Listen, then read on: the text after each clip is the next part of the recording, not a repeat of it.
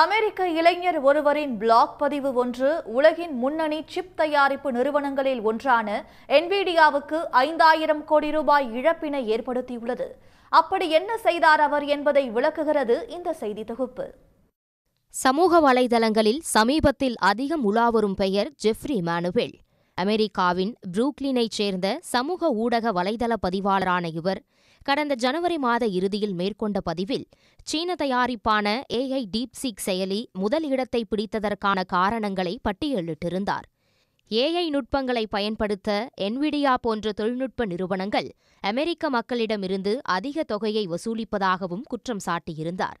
சீனாவின் டீப்சீக் செயலி அதே நுட்பங்களை மிக மலிவான கட்டணத்தில் வழங்குவதாலேயே குறுகிய காலத்தில் அமெரிக்க மக்களிடம் பிரபலம் அடைந்து முதலிடத்தை பிடித்ததாகவும் தெரிவித்திருந்தார். இதன் மூலம் என்விடியா போன்ற பெரும் தொழில்நுட்ப நிறுவனங்கள் அமெரிக்க மக்களை ஏமாற்றியிருப்பது உறுதியாகியுள்ளதாகவும் ஜெஃப்ரி இமானுவேல் தெரிவித்திருந்தார். இமானுவேலின் இந்த பதிவு பெரும் வைரலான நிலையில் கடந்த திங்கள் முதல் அமெரிக்க பங்கு சந்தைகளில் என்விடியாவின் பங்குகள் 12% மேல் வீழ்ச்சியை சந்தித்தன. ஜெஃப்ரி இமானுவேலின் சுமார் 12,000 வார்த்தைகள் அடங்கிய வலைதள பதிவால் என்விடியா நிறுவனம் தனது சந்தை மூலதனத்தில் 5200 கோடி ரூபாய்க்கு மேல் இழந்திருப்பது அமெரிக்காவில் பெரும் தாக்கத்தை ஏற்படுத்தியது.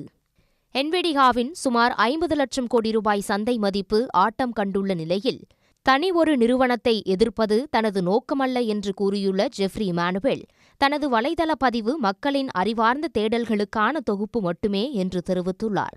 உடனுக்குடன் செய்திகளை தெரிந்து கொள்ள சன் நியூஸ் பெல் ஐகானை கிளிக் பண்ணுங்க.